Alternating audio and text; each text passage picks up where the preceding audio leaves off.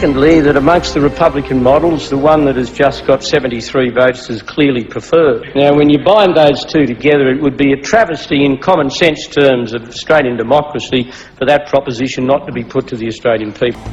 This was the best republic that the best brains of the Republican movement could come up with, and it could only get 45% support, and that is a credit to the healthy scepticism of the Australian people when faced with change for change's sake and a dud model republic.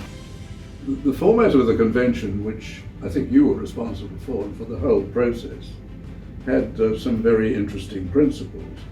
One was that the convention would be made up of one half of elected delegates, the others would be ex officio and in your own gift. And I recall that you looked particularly at those not represented, for example, the indigenous, the young.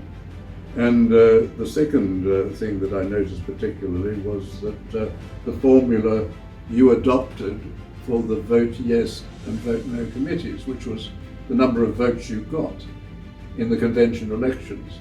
So when the vote no committee came together, 8 seats went to ACM and 2 seats to the Republicans, who wanted a different form of republic and objected to the model. The third thing was, and I think this was very important because it wasn't going to be followed, I don't think, in the local government referendum, which didn't go ahead under Ms. Gillard, that was equal funding for both sides, which seems to me, if you're going to have funding, it should be equal. And the fourth thing that you did was your commitment to what could be called the Corowa principle, coming back from the convention at Corowa. That is, that once the convention took a decision on a model, that would be put to the referendum. I think that what you did there is a very good format for any future constitutional change. Significant constitutional change, not minor constitutional change. Do you think I'm right in that assessment? I would agree with that. I thought the methodology we followed reflected the commitment made at the 1996 election.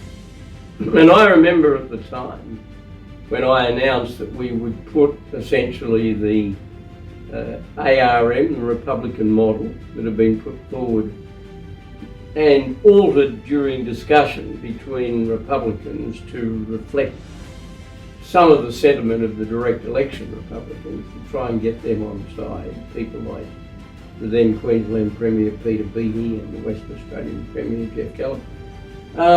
And it did fairly faithfully reflect it. And I remember at the time when I made the announcement, that people like Neville Wran and Janet Holmes-A-Court, who were strong Republicans, were very complimentary about the outcome. They thought it was a fair reflection. That's why it passes strange to me, since the referendum proposal was defeated, this story has got around, Howard manipulated the question. Howard didn't manipulate the question. The question that was put, as near as damn it, reflected what the convention, majority of people at the convention had decided.